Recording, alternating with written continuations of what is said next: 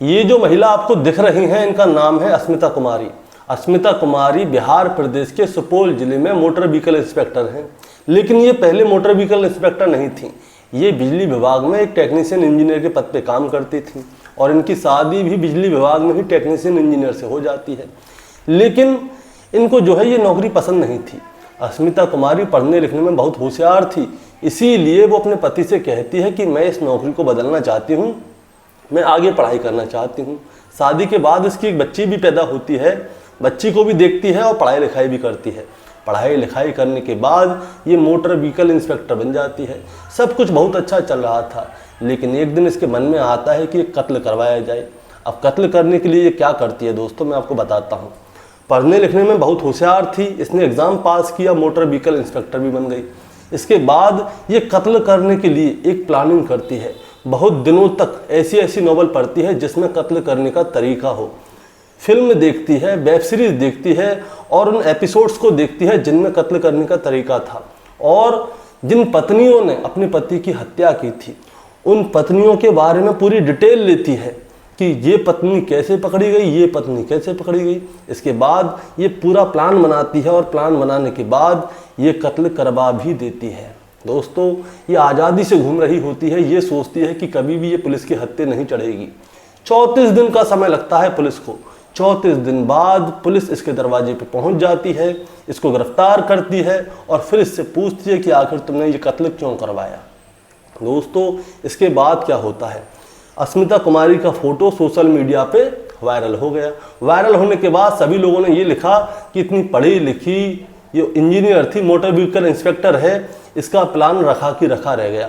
इसने पूरी प्लानिंग की थी, सारी प्लानिंग पे पानी फिर गया। आखिरकार अस्मिता कुमारी गिरफ्तार कर ली जाती है। गिरफ्तारी होने के बाद इसकी कहानी सोशल मीडिया पे वायरल हो जाती है। आज की कहानी अस्मिता के ऊपर ही है कि आखिर इसने कत्ल किसका करवाया था, वजह क्या रही होगी और इतनी पढ़ी लिखी इंस्पेक्टर को कत्ल करवाने की आखिर जरूरत पड़ क्या गई। कहानी शुरू करूंगा दोस्तों, उससे पहले मैं बस आपसे यही कहना चाहूँगा कि अगर आप मेरे चैनल पर नए हैं तो चैनल को जल्दी से सब्सक्राइब कर दीजिएगा, ताकि रोजाना रात को 8 बजे मैं आपके लिए एक सच्ची घटना की कहानी लेकर आ सकूं। नमस्कार दोस्तों, मैं गौरव शर्मा और आप देख रहे हैं गौरव शर्मा सफ़र। दोस्तों, आज की जो सच्ची घटना मैं आपको सुनाने जा रहा हूं, ये सच्ची घटना शुरू होती है 11 जून 2026 की रात से। रात को तकरीबन 8:30 बजे के आसपास का समय था। एक ट्रेन अमृतसर से नरपतगंज के बीच में चलती है। ट्रेन का नाम है जनसाधारण एक्सप्रेस, गाड़ी का नंबर है 14604। अब रात को तकरीबन 8:30 बजे के आसपास का समय था। गाड़ी बिहार प्रदेश में प्रवेश कर चुकी थी और वो खगड़िया स्टेशन से आगे बढ़ चुकी थी। स्टेशन आने वाला था बदलाघाट। लेकिन अचानक से ही क्या होता है, कोई इस ट्रेन की चेन पुलिंग कर देता है। चेन पुलिंग होने की वजह से ट्रेन मौके पर ही रुक जाती है। जैसी ट्रेन रुकती है तो जो ट्रेन के अंदर आरपीएफ के जवान थे वो सतर्क हो जाते हैं, वो खड़े हो जाते हैं कि आखिर जंगल के बीच में ये ट्रेन किसने रुकवाई। इसीलिए आरपीएफ वाले क्या करते हैं, एक एक बोगी में जाते हैं, ये देखते हैं कि किस बोगी की चेन पुलिंग की गई है जिसकी वजह से ये ट्रेन रुकी है। अब आरपीएफ के जवान जैसे जैसे तलाशी लेते हुए जा रहे थे तो आखिर में उस बोगी में पहुंच जाते हैं जिस बोगी में चेन पुलिंग की गई थी। वहाँ पे जाके वो लोग देखते हैं, वहाँ पे एक आदमी पड़ा हुआ है जो कि खून से लहूलुहान है। उसे किसी ने गोली मारी थी जिसकी वजह से वो गंभीर रूप से घायल हो चुका था। अब जैसे ही आरपीएफ वाले देखते हैं तो उसके साथ में जो लोग थे उनसे पूछते हैं कि क्या हुआ ऐसे। तो वहाँ पे जो लोग पहले से ट्रेन में सो रहे थे वो बताते हैं कि पता नहीं कौन आया, आते ही इस आदमी में गोली मार दी, गोली मारने के बाद चेन पुलिंग की और यहाँ से भाग गया। पुलिस वाले कहते हैं कि ये आदमी आपके साथ है, तो सभी लोग कहते हैं हमारे साथ नहीं, अकेला आदमी था, ना जाने कौन आया इसमें गोली मार गया। अब देखने में ऐसा लग रहा था कि कहीं इसके साथ लूटपाट तो नहीं हुई। उनसे पूछा कि कोई चोर था, लुटेरा था, कौन था। सभी लोग कह रहे थे साहब हम तो सो रहे थे, हमें तो पता ही नहीं अचानक से कौन आ गया। इसके बाद क्या होता है दोस्तों, पुलिस वाले जो हैं, जो आदमी घायल है उसके लिए पहले तो नज़दीकी पुलिस स्टेशन में फ़ोन करते हैं कि ऐसे ऐसे करके ट्रेन के अंदर कोई आदमी एक आदमी को गोली मार गया, आप जल्दी से आ जाइए। नज़दीकी पुलिस जो है मौके पर पहुंच जाती है। मौके पर पहुंचने के बाद इस आदमी के बारे में जानकारी ली जाती है, इसकी तलाशी ली जाती है, क्योंकि पहला देखने में ऐसा लग रहा था, पहला मामला ये था कि कहीं इसके साथ लूटपाट तो नहीं हुई, लूट की वजह से ही इसकी हत्या कर दी गई हो। अब इस आदमी की तलाशी ली जाती है, इसके पास में जो बैग होता है उसकी तलाशी ली जाती है। पता चलता है कि इस आदमी के पास इसका पर्स भी है, मोबाइल भी है, पैसे भी हैं, सब कुछ है। इस आदमी के साथ में कोई भी लूट हुई ही नहीं है। अब जब इसकी तलाशी ली जाती है तो इसका जो पर्स मिलता है, पर्स में इसका जो है आईडी कार्ड होता है। आईडी कार्ड से पता चलता है कि इस आदमी का नाम है देव कुमार गुंजन। देव कुमार गुंजन जो है वैसे तो झारखंड के रहने वाले हैं, लेकिन फिलहाल बिहार के जमुई में मल्लपुर के बिजली घर में ये ग्रेड 1 के टेक्नीशियन इंजीनियर हैं। इनके बारे में जैसे ही जानकारी मिलती है तो पुलिस वाले क्या करते हैं, सबसे पहले तो एम्बुलेंस बुलवाते हैं। एम्बुलेंस बुलवा के जो नज़दीकी हॉस्पिटल होता है जिसमें इन्हें जल्दी से उपचार मिल जाए, उस हॉस्पिटल में लेके जाते हैं। हॉस्पिटल में लेके जाते हैं तो हॉस्पिटल छोटा होता है, वो कहते हैं भैया ये तो गंभीर रूप से घायल है, हम कुछ नहीं करवाएंगे। इसके बाद इन्हें बेगूसराय के हॉस्पिटल में रेफ़र कर दिया जाता है। बेगूसराय के हॉस्पिटल में इनका थोड़ा बहुत इलाज होता है, लेकिन वो कहते हैं कि भाई इन्हें बड़े अस्पताल लेके जाइए, इनका वहीं पे कुछ हो सकता है, यहाँ पे कुछ नहीं हो सकता। इसीलिए इन्हें हायर मेडिकल सेंटर में रेफ़र कर दिया जाता है। पटना के मेदांता में इनको रेफ़र किया गया था। पटना के मेदांता में इनका जो है इलाज चला, लेकिन इलाज के बाद इनकी गोली तो निकल गई, लेकिन इनकी जान नहीं बचाई जा सकी। अब जब जान नहीं बचाई जा सकी तो इसके बाद इनकी मौत हो जाती है। मौत के बाद एक FIR दर्ज की जाती है कि इनको किसी ने गोली मार दी। आर्म्स एक्ट में FIR दर्ज कर ली जाती है और फिर इनके परिवार वालों को सूचित किया जाता है। परिवार वालों को सूचित किया जाता है तो पहले पक्ष में तो यही लग रहा था कि भाई इनके साथ में लूटपाट हुई है, लेकिन जब तलाशी ली गई तो पता चला कि इनके पास सब कुछ है, लूटपाट कुछ हुई नहीं है। बोगी के लोगों ने साफ साफ बताया था कि पता नहीं कौन आया, वो गोली मार के यहाँ से भाग गया। अब पुलिस वाले कहते हैं कि आखिर ऐसा कौन है जो ऐसे ही गोली मार के यहाँ से जा सकता है। इसीलिए पुलिस वाले क्या करते हैं, इनके परिवार के बारे में जानकारी लेते हैं। तब जाके पता चलता है कि इनकी पत्नी का नाम है अस्मिता। अस्मिता बिहार के सुपौल में मोटर व्हीकल इंस्पेक्टर के पद पे काम करती हैं। इनकी एक बेटी भी है। अब अस्मिता से संपर्क किया जाता है, उनसे पूछा जाता है कि आपको क्या लगता है इनका कोई दुश्मन है, दोस्त है, क्या है जो इनकी हत्या कर सकता है। अस्मिता साहब कहती है कि देखिए मैं इस बारे में क्या कह सकती हूँ, ट्रेन में इनके साथ क्या हुआ क्या नहीं हुआ, हो सकता है कोई लुटेरा हो, चोर हो, उससे इनकी हाथापाई हुई हो, वो गोली मार के यहाँ से भाग गया। पुलिस वाले भी यही समझते हैं, लेकिन चोरी कुछ हुआ नहीं था। पुलिस वाले इसीलिए क्या करते हैं, देव कुमार का जो नंबर है उसकी CDR निकलवाते हैं। CDR में देखते हैं कि इनकी किससे बात हुई है, किससे बात नहीं हुई। अब सारे नंबरों को एक एक करके खंगाला जाता है। व्हाट्सएप पे जो कॉलिंग हुई थी उन सभी को अच्छी तरह से देखा जाता है। तब जाके एक नंबर सामने आता है। उस नंबर पे पिछले 1 साल में 186 बार कॉलिंग हुई थी, वो भी व्हाट्सएप कॉलिंग हुई थी। और जिस समय पे इनका कत्ल हुआ था उस दिन भी इस नंबर पे व्हाट्सएप कॉलिंग हुई थी। अब दोस्तों मैं आपको बताना चाहूँगा, जब ट्रेन में चलते हैं तो टावर सही से काम नहीं करते, कहीं पे टावर आते हैं कहीं नहीं आते। तो इस आदमी ने व्हाट्सएप पे कॉलिंग क्यों की? नॉर्मली क्या करते हैं लोग, जब ट्रेन में होते तो डायरेक्ट कॉल करते हैं, नॉर्मल वाला कॉल, व्हाट्सएप कॉल नहीं करते। लेकिन इस आदमी ने जो है व्हाट्सएप कॉलिंग की। अब मोबाइल में इसका नंबर सेव होता है कमीना नाम से, यानी कि कोई कमीना है। अब होता क्या है दोस्तों, मैं आपको बताना चाहूँगा, कोई अपना खास हो, यार दोस्त हो, ऐसे लोगों के नाम जो है आदमी कमीने नाम से सेव कर लेते हैं। लेकिन जब इसके बारे में जानकारी मिलती है तो पता चलता है कि इस आदमी का नाम है अजीत कुमार, और अजीत कुमार भी बिजली विभाग में टेक्नीशियन इंजीनियर है, लेकिन इसकी पोस्टिंग नालंदा जिले में है। अब अजीत कुमार ने ऐसा क्यों किया, ये जानकारी लेनी थी। इसीलिए क्या होता है दोस्तों, अजीत कुमार के बारे में जानकारी ली जाती है और अजीत कुमार की CDR रिकॉर्ड निकाली जाती है। और जब अजीत कुमार की CDR रिकॉर्ड निकाली जाती है तो पता चलता है कि अजीत कुमार जो है देव कुमार की पत्नी अस्मिता से लंबे लंबे समय तक बात करता है। जितने समय देव कुमार से बात नहीं करता था, उससे ज़्यादा समय तक उसकी पत्नी अस्मिता से बात करता था। अब इनकी जो है लोकेशन निकाली जाती है कि ये कभी मिलते थे या नहीं मिलते थे। तब जाके पता चलता है कि अजीत और जो अस्मिता है, जो पत्नी है, वो ये दोनों प्रेमी प्रेमिका हैं। ये दोनों बहुत लंबे समय तक एक साथ रहते थे, यानी कि 24 घंटे तक ये दोनों एक साथ रहे। पति के साथ 24 घंटे की लोकेशन नहीं निकली, लेकिन अजीत के साथ में 24 घंटे की लोकेशन निकल गई। इसीलिए ये लोग क्या करते हैं, पुलिस वाले इनसे पूछताछ करते हैं। पूछताछ में साफ होता है कि देखिए हम लोग पहले एक साथ काम करते थे, ये मेरे पति के दोस्त हैं, बातचीत होती है। अब बातचीत करना कोई बुराई थोड़ी ना है, ये हमारे घर के से मेंबर हैं अजीत कुमार, हम परिवार की तरह रहते हैं। अब परिवार में कोई बात कर रहा है, आप इसे गलत समझ रहे हैं, ये गलत बात है। अस्मिता साहब कहती है भाई वो मोटर व्हीकल इंस्पेक्टर थी, अब इंस्पेक्टर है, अधिकारी है, तो भाई उससे पुलिस वाले डायरेक्ट तो बात नहीं कर सकते। इसीलिए क्या होता है, पुलिस वाले अभी तो इन्हें छोड़ देते हैं, बस पूछताछ करते हैं नॉर्मली अस्मिता से और अजीत से। इन दोनों से नॉर्मल पूछताछ करने के बाद पुलिस वाले क्या करते हैं, वो एक और कदम उठाते हैं। कदम ये कि बदला घाट के पास में जितने भी टावर हैं जहाँ पे ट्रेन रुकी थी उसकी BTS निकलवाते हैं, BTS डाटा, यानी कि आसपास में जितने भी मोबाइल हैं, कितने मोबाइल आए, कितने मोबाइल गए, कितने नए मोबाइल हैं, उन सारे की जानकारी। अब लाखों मोबाइल थे क्योंकि ट्रेन आ रही थी, जा रही थी। अब पुलिस वाले इन लाखों मोबाइलों में से किस मोबाइल को पकड़ें? पुलिस वालों ने क्या किया, जो मोबाइल ट्रेन में आके यहाँ पे रुका है और उसके बाद आगे गया है, उस मोबाइल के बारे में जानकारी लो। स्टेशन पे बहुत सारे मोबाइल उतरे भी थे। अब उन सभी मोबाइलों की जानकारी ली जाती है, और जब उन सभी मोबाइलों की जानकारी ली जाती है तो एक नंबर सामने निकल के आता है। दरअसल जहानाबाद में घोसी थाना क्षेत्र है, और घोसी थाना क्षेत्र में एक गांव लगता है सुजात। सुजात का रहने वाला राजू कुमार उर्फ धीरज, इसका नंबर सामने आता है, क्योंकि इसकी एक वजह थी। वजह ये थी कि जो अस्मिता का प्रेमी है अजीत कुमार, वो भी घोसी थाना क्षेत्र का रहने वाला था मूल रूप से। उसकी नालंदा में तो पोस्टिंग थी, और जो राजू कुमार है, राजू और जो अजीत कुमार और राजू कुमार, ये दोनों एक ही गांव के थे। अजीत कुमार की पोस्टिंग तो बिहार के नालंदा जिले में थी, लेकिन रहने वाला जो था वो घोसी थाना क्षेत्र का था। अब पुलिस वाले क्या करते हैं, राजू कुमार के बारे में जानकारी लेते हैं, और जब इसके बारे में जानकारी लेते हैं तो पता चलता है कि राजू कुमार जो है अपराधी किस्म का व्यक्ति है।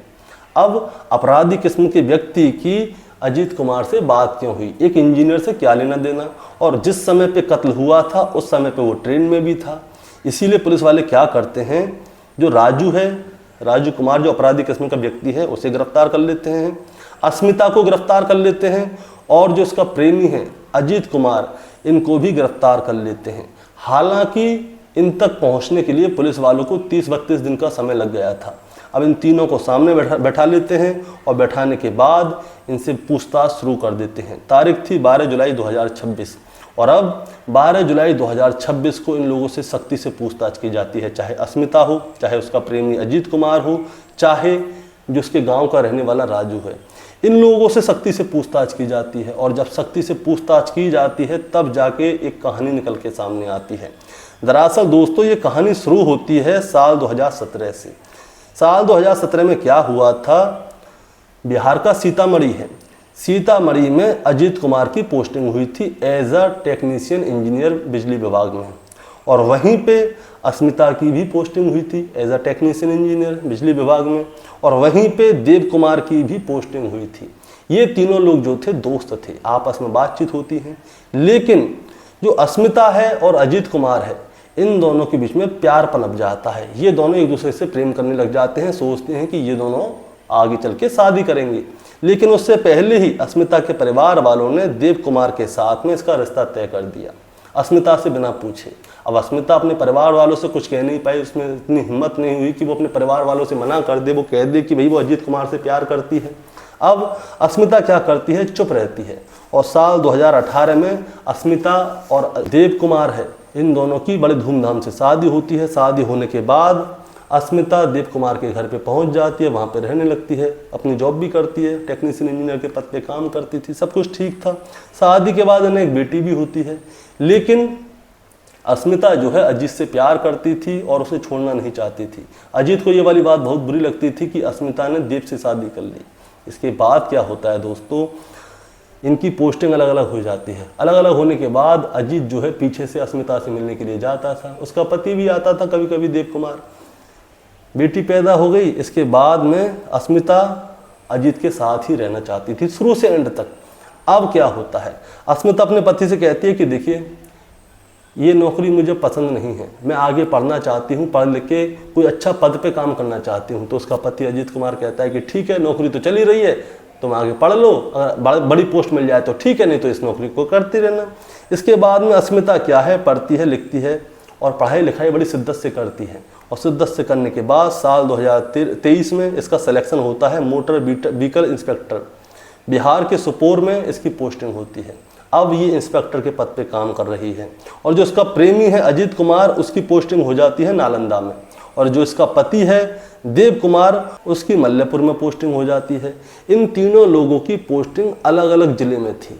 अब अस्मिता जो है अकेली रहती थी। अब अकेली रहती थी तो क्या होता था, अस्मिता ने वो फिक्स कर रखा था, जब पति घर पे आएगा तो प्रेमी घर पे नहीं आएगा, और जब प्रेमी घर पे आएगा तो पति घर पे नहीं आएगा। इन दोनों से बात हो जाती थी, जो भी आता था तो दूसरे से कह देती थी कि तुम अभी आना नहीं, कि मुझे बहुत काम है। लेकिन जो प्रेमी है उसे ये वाली बात बहुत बुरी लगती थी कि जो उसका पति है वो उसकी प्रेमिका से हाथ लगाता है। वो अंदर ही अंदर जलता था, पजलता था कि ये मेरी प्रेमिका से हाथ कैसे लगा रहा है, भले ही पति है लेकिन हाथ कैसे लगा रहा है, अंदर ही अंदर सोचता था। इसीलिए ये लोग क्या करते हैं, जो उसका प्रेमी है अजीत और अस्मिता, ये दोनों मिलकर एक प्लानिंग करते हैं। प्लानिंग ये होती है कि ये देव कुमार को रास्ते से हटाएंगे। अब रास्ते से कैसे हटाएं, बस ये सोचना है। इसीलिए तकरीबन 2 महीने तक ये प्लानिंग करते हैं। वेब सीरीज देखते हैं, इंग्लिश शोज देखते हैं और कहानियाँ सुनते हैं, और CID वगैरह देखते हैं, जो क्राइम थ्रिलर मूवी हैं उन्हें देखते हैं, गूगल पे सर्च करते हैं, किताबें पढ़ते हैं, सारी चीज़ें करते हैं कि किस तरह से अस्मिता अपने पति देव कुमार को रास्ते से हटाए और वो पुलिस के हत्थे ना चढ़े। अब प्लानिंग इन्होंने पूरी कर ली थी। होता क्या था, देव कुमार जो है अस्मिता से मिलने के लिए आता था। अब वो ट्रेन में आता है, इसीलिए वो अपने प्रेमी अजीत से कहती है कि देखो मेरा पति ट्रेन से आता है, उसे रास्ते में ही ख़त्म करना है। इसीलिए अजीत क्या करता है, अपने ही गांव के रहने वाले राजू से बात करता है, राजू से संपर्क करता है। तो राजू जो है अपराधी किस्म का आदमी था। 4 लाख रुपए तय होते हैं, एडवांस 1,60,000 रुपये दे दिया जाता है। अब राजू और जो अजीत है ये दोनों जो है अस्मिता के पति देव कुमार की जो है रेकी करते हैं। वो कैसे कैसे ट्रेन से आता है, कब जाता है, बाकी जो है उसकी बीवी अस्मिता बता दिया करती थी। वो पूछ लेती थी कि भाई कहाँ पे हो आप, कितने बजे तक आओगे, अभी कहाँ पहुँच गए, ये सारी चीज़ जो है अस्मिता पूछ लेती थी और इन लोगों को बताती थी। पूरे 1 महीने तक इन लोगों ने रेकी की। रेकी करने के बाद तारीख आती है 11 जून 2026। 11 जून 2026 की रात को तकरीबन 8:30 बजे का समय था। राजू कुमार उसके पति देव कुमार के पीछे पीछे चल रहा था। अब देव कुमार को क्या पता था कि उसे मारने के लिए उसके पीछे कोई चल रहा है। देव कुमार तो चादर तान के सो रहा था, उसे कुछ पता ही नहीं। लेकिन अचानक से ही राजू आता है, देव कुमार में गोली मारता है, चैन पुलिंग करता है, वहाँ से भाग जाता है। ये लोग समझते हैं कि ये लोग कभी भी पुलिस के हत्थे नहीं चढ़ेंगे। उधर देव कुमार ट्रेन में तड़प रहा होता है और पुलिस जाती है, अस्पतालों में लेके जाती है, लेकिन उसे बचा नहीं पाती। इधर ये आज़ादी से घूम रहे होते हैं। बाकी के जो पैसे थे यानी कि 2.5 लाख रुपए के आसपास इन्होंने राजू को दे दिए। जितनी सुपारी तय हुई थी पूरे पैसे दे दिए थे। लेकिन इन लोगों ने गलती कर दी। गलती ये कर दी कि ये सभी लोग एक दूसरे से फ़ोन पे बात कर रहे थे, और फ़ोन पे बात करने की वजह से अस्मिता, उसका प्रेमी और जो कातिल था सुपारी किलर, इन तीनों को गिरफ्तार कर लिया गया। अगर ये तीनों प्लानिंग करते समय फ़ोन पे बात नहीं करते तो शायद ये लोग पुलिस के हत्थे नहीं चढ़ते। और यहाँ तक कि जो अस्मिता है उसका प्रेमी है, ये दोनों अपने अपने घर पे थे। राजू को भेजा था कत्ल करने के लिए, लेकिन पुलिस भैया वो बहुत आगे की सोचती है। उन्होंने पूरा डाटा निकलवा लिया पूरे एरिया का कि कौन आया कौन गया। उसमें राजू का नाम सामने आ गया। राजू और अजीत एक ही गांव के थे। राजू अपराधी किस्म का व्यक्ति था, उसको धर लिया। इसके बाद दोस्तों 15 जुलाई 2026 को अस्मिता, उसके प्रेमी और राजू जो सुपारी किलर था, इन तीनों को गिरफ्तार कर लिया। गिरफ्तार करने के बाद इन सभी को जेल भेज दिया। पूरा 34 दिन का समय लगा। 34 दिन बाद इन सबको गिरफ्तार करके जेल भेज दिया। और जिस समय पे इनको जेल भेजा गया उस समय पे जो अस्मिता है, जो मोटर व्हीकल इंस्पेक्टर है, उसके बारे में खबरें छप रही थी कि देखिए शादी से पहले जिससे प्यार करती थी उसके लिए अपने पति की हत्या कर दी। अरे शादी मत करती, हत्या करने की क्या जरूरत थी। और इसने अपने पति की हत्या करने के लिए दोस्तों ऐसी प्लानिंग रची कि कोई सोच भी नहीं सकता। लेकिन अपराधी कितना भी शातिर हो जाए वो कोई ना कोई सुराग छोड़ देता है। इसने भी सुराग छोड़ा और अब ये जिंदगी भर जेल में सड़ेगी। ना इसको पति मिल पाया, ना प्रेमी मिल पाया। एक छोटी सी बच्ची है, उसकी ज़िंदगी इसने बर्बाद कर दी। दोस्तों इस घटना को सुनाने का मतलब आपको परेशान करना है, विचलित करना बिल्कुल नहीं है। बस आपको बताना है और जताना है।